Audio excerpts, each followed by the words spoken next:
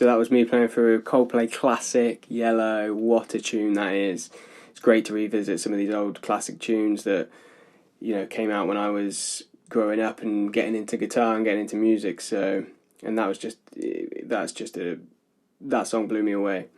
The original song is actually, they use an alternate tuning. I'm not sure off the top of my head what it is, but I wanted to play a version in standard tuning so that it's more accessible for people.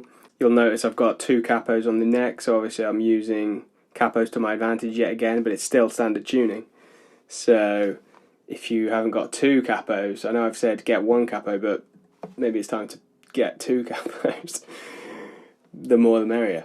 So lots of things to unpack here, not least creative capo usage, the strumming, the chords decisions that I've made, and yeah, let's have a look. So yeah, as I said, I've got 1 capo on the 2nd fret, and then I've got a 2nd capo covering the 4th fret from strings 1 to 5, so not covering string 6. So it kind of imitates drop D tuning, and some of you might wonder why I haven't just put it in drop D tuning. But the reason for that is to allow me access to certain voicings and certain shapes of chords. So I've made that decision, and I think it sounds pretty good how I've done it. You may want to, you know, come up with your own way of playing it, but this is how I've decided to play it for now. And yeah, so the 2 capos on here gives you that sort of sound. The key of this song is in B. So initially I did start off with a capo on the 4th fret because that gave me access to this G-shaped B chord. And then it goes to a D shape F sharp major chord. So that D shape there, which is actually F sharp with a capo on the 4th. And so, but I wanted access to that lower note, that lower F sharp.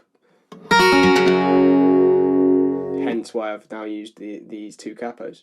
But I didn't want to put it into drop D because then that would mess up, especially the G. I'd have to switch to playing the bass note up here, and it would make it awkward for me to get that sus4 note on the G shape B chord. So this is what I've landed on, and it sounds good to me. So let's get those capos down and then crack on. First chord, so it's this G shape up at the 7th fret, and it sort of starts off and it's kind of like it's a lot quieter, this part. When the actual main riff kicks in, you really want to hammer it. So you play this part quite lightly. Then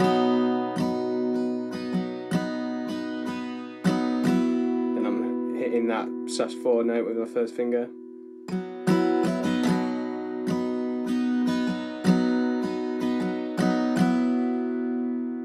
The strumming there is sort of like down, down, up, up, down, down, up, up, down, down, down. That's kind of like the strumming there.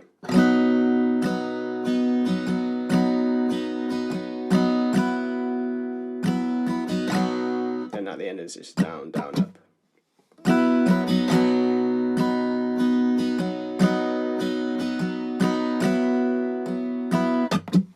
And then just before I do a sort of little muted down, up strumming thing, that leads us in nicely to the main riff, which is just a G again, except I'm doubling up on the 7th fret with my 3rd and 4th fingers, and then we're just doing all downstrokes. It's really nice, powerful rhythm. For that bit, I'm adding a little upstroke. So for when I come down onto the so my first finger's on the 5th fret again for that sus4 sound.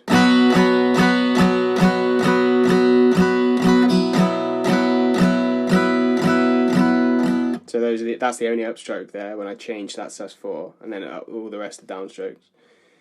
And then we go into this D shape which is actually F sharp, but it's like a D shape, and it's sort of like a major 6, kind of like a major 6 sound. I'm using my second and third finger on the 6th fret of the 4th and 6th string. Sorry, of the 3rd and 1st string. Same thing again with the only upstroke appearing when I'm taking my 3rd finger off the 1st string for it to be open.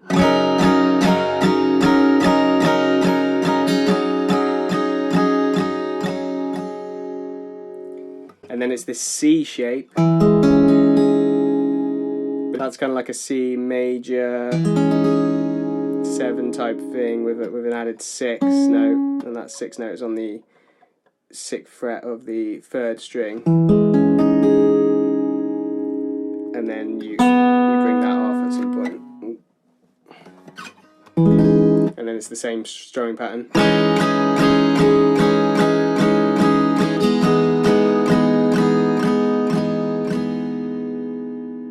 And then back into this G shape, I should say. And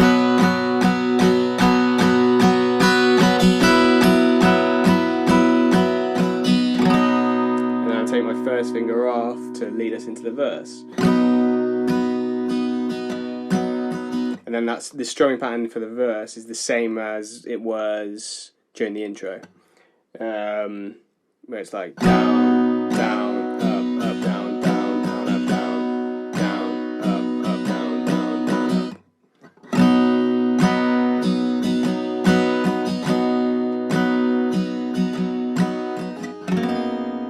Then this D chord, I'm changing it a bit, so I'm going up to the 9th fret, and I'm playing on my 3rd finger on the 9th fret of the 5th string, 2nd finger on the 8th fret of the 4th string, and then I've got my 1st finger on the 6th fret of the 1st string.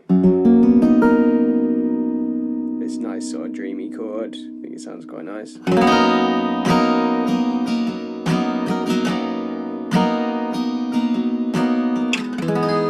Then we go down to a normal C major 7.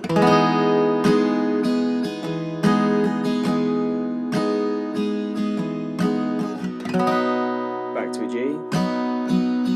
Then that just repeats. Yeah, so what was it? So the verse goes around, I think, 3 times.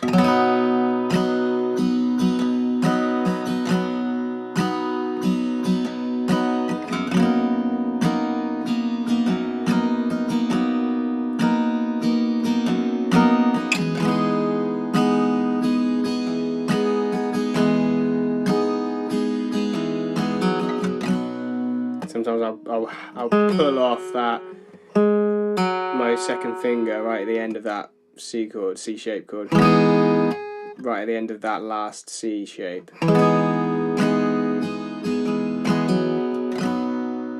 Because that's nice, because that sustains into the next chord, so it sort of like lingers across the bars, so it creates a nice effect. So yeah, we go around that progression 3 times, I think, for this verse. The 2nd verse is just twice round, but for this one it's 3 times. And then at the end of that he holds on the G. I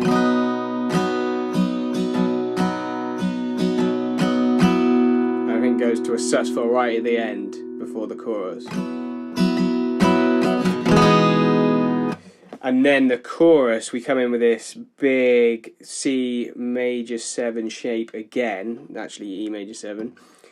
Except I'm playing the 5th in the bass now, so I'm just because it's the chorus, it's going to have a greater impact. So by playing the 5th in the bass, it kind of like helps get that across. So that's what I'm doing there. So I think the rhythm is just sort of down, down, down, up, down, down. That's the rhythm I'm doing there. It's down, down, down. Oh, sorry. Down, down, down, up, down, down. For that 3rd strum, I'm bringing my 2nd finger off, then putting it back on. that kind of, my thinking there was it was kind of imitate. If you listen to the original, you'll hear the bass doing this climbing thing, and that is my way of kind of imitating that. But obviously, it's, you know, you're limited with just the guitar. But then we go into this sort of E minor shape, except you've got it's more like a power chord because you haven't got the capo over the whole of the 4th fret. If you had the capo over the whole of the 4th fret, I'd just be playing those 2 frets, and then it would be an E minor shape. But now you've got to fret the 4th fret as well for this to imitate that E minor, which is actually a G sharp minor. So we're going from C major 7 shape to this E minor shape, and then a quick change to this D shape. I am just fretting the 8th fret with my 2nd finger on the 4th string, and then the 7th fret with my 1st finger on the 2nd string. Really nice chord, I think. So those are the 3 chords for the chorus.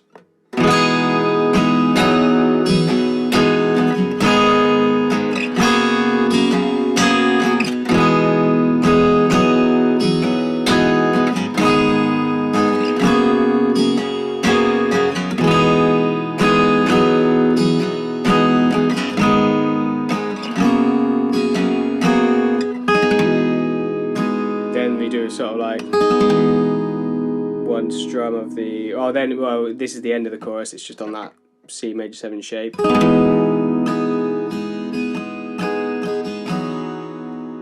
then it ends like that before coming back in with the big riff.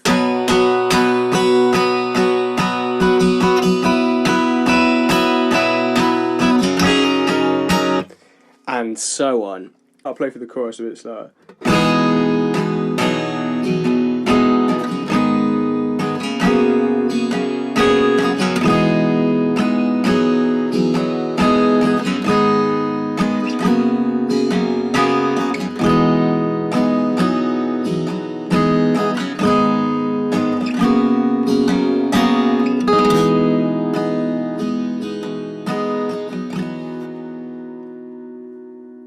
Back into the main riff.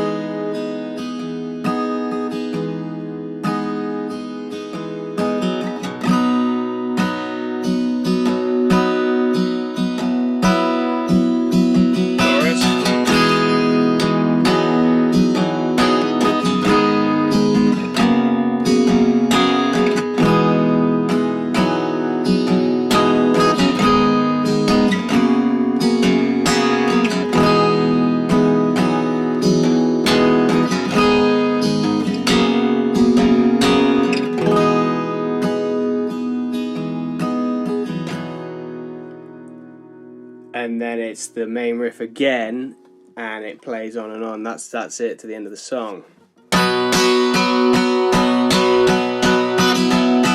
Yeah, so it goes round that. Pretty much, yeah, that's the end. That's the end of the song.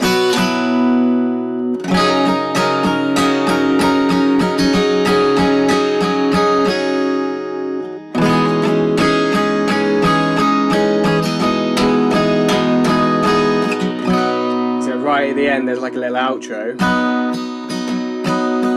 So you're on the G as if starting the verse again. Except this time we go to this. And then it's going to this sort of minor 7, really nice. Very rich voicing that. First finger on the 5th fret of the 2nd string, and then 3rd finger on the 7th fret of the 4th string.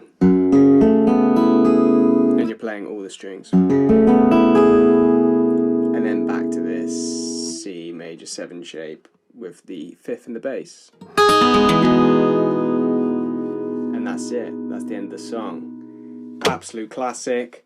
Creative capo usage. Interesting chord voicings and strumming patterns, and yeah, lots to take from that. I hope you've enjoyed that quick little lesson, and let me know what else you want to hear.